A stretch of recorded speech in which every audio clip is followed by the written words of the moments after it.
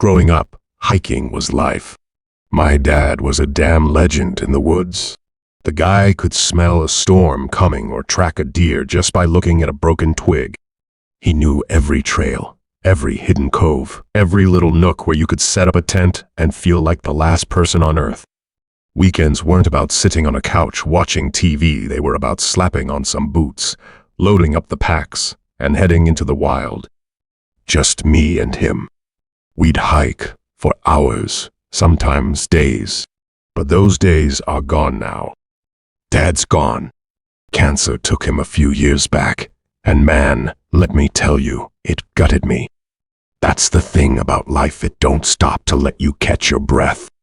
Since then, I've tried my best to keep the tradition alive with my own family. My wife, Seraphine, and our two little monsters, Lysander, 7, and Muriel, 5. But life ain't what it used to be. Work, school, bills piling up. You blink and the years roll past. A couple of months back, I got this itch. I needed to get out. I wanted to show my kids the kind of magic Dad showed me. So, after scrolling through maps and hiking forums at night, yeah, I still use paper maps. Old habits die hard. I decided on a trail in the Virginian backwoods. Not just any trail, though. This was the trail. The same damn one Dad and I hiked over 2 decades ago. Back then, it was wild, untouched. Crow's Vale Ridge. Even the name sounded like a challenge. Perfect. We packed the car early Friday morning, stuffed to the brim with gear, snacks, and 2 hyper kids who couldn't stop bouncing in their seats. The drive was long, 4 hours down winding rural roads. The deeper we got into the sticks, the fewer cars we saw. By the time we pulled up to the trailhead, it was just us and a rusty old pickup parked at the edge of the lot. The hike started easy enough. The first couple of miles were smooth, the trail well marked. Muriel, full of boundless 5-year-old energy, kept darting ahead, picking up sticks like they were treasures. Lysander, on the other hand, tried to act all cool, dragging his feet, but I caught him sneaking curious glances at the trees and rocks. Seraphine and I carried most of the gear packs loaded down with food, sleeping bags, and the tent. I'll admit it, carrying that weight up the trail had me huffing. Guess I'm not the spring chicken I used to be. As we pushed deeper into the woods, the trail got rougher. Rocks jutted out of the ground like jagged teeth, and the trees closed in, their branches twisting together to block out the sky. It was about 6 miles in when we found it, the clearing. I almost didn't recognize it at first, but then it hit me. This was the same spot Dad and I camped all those years ago. A small meadow surrounded by towering oaks, a creek bubbling nearby, and just enough open sky to see the stars. Perfect. We set up camp, pitching the tent in the flattest spot we could find. Muriel helped gather kindling for the fire, while Lysander tried to figure out how to use a flint striker. We roasted marshmallows, told dumb jokes, and listened to the forest. The kids were laughing, Seraphine was smiling, and for the first time in a long while, I felt like everything was just right. It was around 8:30 p.m. at night. The area was too quiet, almost too silent and quiet, and my one kid, Muriel, was the first to notice. "Papa," she said, "what was that noise?" "What noise?" I asked. "It sounded like branches breaking," she said, her eyes wide. I brushed it off, but then Lysander chimed in. "It feels like someone's watching us," he said, glancing nervously. "Oh, come on," I said, laughing a little too loudly. "You two have been watching too many scary movies." Seraphine shot me a look. She's not one to get spooked easily, but even she seemed uneasy. By 9 p.m., the kids were begging to leave. Muriel was in tears, and Lysander wasn't far behind. I tried to calm them down, but Seraphine pulled me aside. "We should go," she said. "If the kids aren't comfortable, it's not worth it." I sighed, knowing she was right. We quickly packed up. About a mile from the clearing, we stumbled upon an old cabin. It wasn't on any map I'd seen, and it looked like it hadn't been used in years. It wasn't ideal, but it was better than nothing. We decided to settle the kids there for the night. Seraphine stayed with them while I went back to retrieve the rest of our gear. As I approached the campsite, something caught my eye. There was a light flickering through the trees. My heart started pounding. A man stood near our tent, holding a long knife. He was tall, his face obscured by the shadows, but I could see the glint of the blade in the firelight. He wasn't doing anything, just standing there, staring in my direction. My blood ran cold. I backed away slowly, trying not to make a sound. As soon as I was out of sight, I bolted down the trail, my mind racing. I finally reached the cabin. I crashed through the door and grabbed my family, pulling them close. I was shaking so bad I could barely speak. "There's a guy back there," I finally managed to choke out. "With a knife. Who the hell even does that? What the hell was he doing out there?" Seraphine stared at me, wide-eyed, clutching the kids. All I could think was how I had to protect them, no matter what. "We need to get out of here," she said. We spent the night barricaded inside the cabin. At first light, we hiked back to the car, keeping the kids close and moving as fast as we could. Once we were safely out of the woods, we called the authorities. When we returned with the police later that day, the campsite was unrecognizable. The tent had been slashed to ribbons, our gear scattered and destroyed. There were deep gouges in the trees, like someone had taken a knife to them in a fit of rage. Despite an extensive search, the man was never found. The police chalked it up to a vagrant or some unhinged loner, but that didn't make it any less terrifying. That was the last time I hiked in those woods.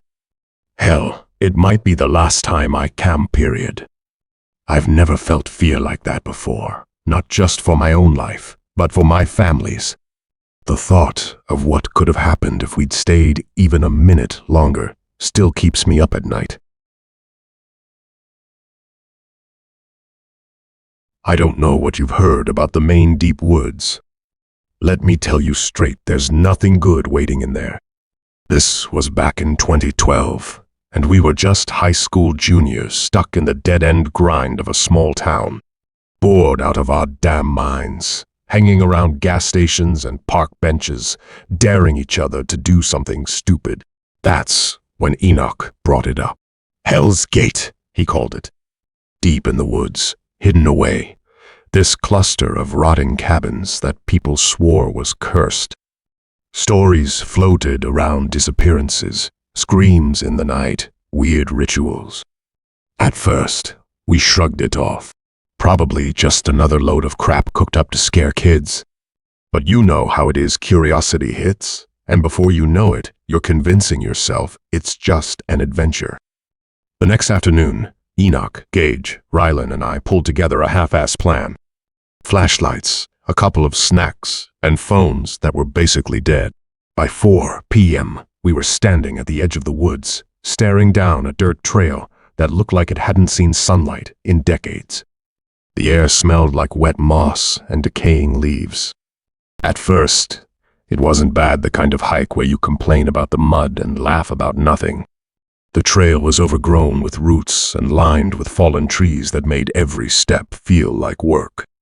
The lights started fading, even though it wasn't late enough for sunset. By the time we reached the clearing, the air felt like it was pressing in on us. That's when we saw them.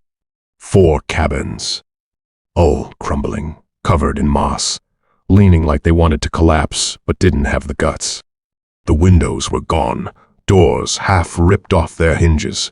It looked like something nature should have swallowed years ago, but somehow they were still standing, like they were waiting for someone dumb enough to step inside. "Let's check it out," Enoch muttered. Brilliant, right? We wandered into the first cabin, thinking we'd find graffiti or some old beer cans. Instead, we found them dolls. Dozens of them. They were everywhere, shelves, the floor, even hanging from the ceiling by threads. Their clothes were rotting, their bodies filthy, but the heads? Gone.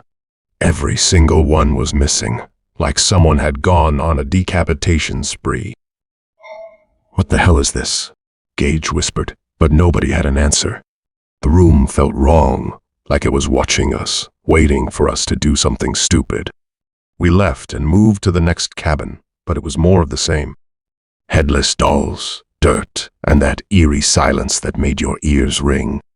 By the time we got to the third cabin, the sun was dipping low. The woods had gone quiet, too quiet. No wind, no birds, no nothing. Just us, standing there in the dim light, trying not to freak out. That's when we heard it. An engine. It started low, like a rumble in the distance. But it got louder, closer. Rylan froze. "Do you guys hear that?" he hissed. We nodded, hearts pounding. We stepped outside, and there it was, headlights cutting through the trees. A massive black truck, roaring toward us like a damn freight train. No plates, no markings, just this beast of a machine tearing through the forest like it had one mission: to get us. "Run!" I shouted, and we scattered like rabbits. The truck's engine screamed behind us, its headlights swinging wildly through the trees. It wasn't following a trail. It was tearing through the woods like the rules didn't apply. "Split up!" I yelled again, and we did, diving into bushes and weaving through trees, hoping like hell the truck couldn't follow all of us. My lungs burned. My legs felt like they were about to give out, but I kept going, not daring to look back. I could hear it, though branches snapping, the roar of the engine, like it was right on top of me. I threw myself into a ditch, mud soaking through my clothes, and held my breath as the truck roared past, its lights slicing through the darkness. It stopped for a second, idling, its headlights sweeping back and forth like it was hunting. My heart felt like it was going to explode. Then, just as suddenly, it took off again, crashing deeper into the woods. It felt like hours before I moved again, crawling out of the mud and staggering toward where I thought the main road was. By some miracle, I found Enoch and Rylan near the edge of the forest. They looked as wrecked as I felt, scratched up, covered in dirt, their eyes wide with panic. We just kept walking until we hit the edge of town. We found Gage in front of a gas station. That truck wasn't normal. Hell's Gate wasn't normal. None of it was.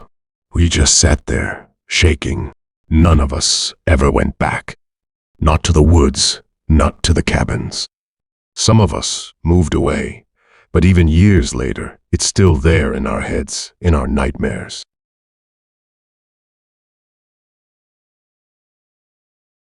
Growing up in a small Tennessee town, my best friend, Levi Jack, and I were inseparable. He was the kind of guy who always had a story to tell, whether it was about fixing a busted truck with zip ties or sneaking into old barns that might have been haunted. Our stomping ground was the Appalachian backcountry, where we'd spend weekends camping, hiking, and daring each other to push deeper into the woods than we probably should. Life was simpler back then, but time has a way of pulling people apart. Levi Jack moved to Arizona for work, and I got tangled up in the daily grind. Years later, after a soul-crushing month at work, I decided I needed to get back out there, to feel alive again. Levi Jack wasn't around, but I figured I could handle it solo. I wasn't a kid anymore, after all.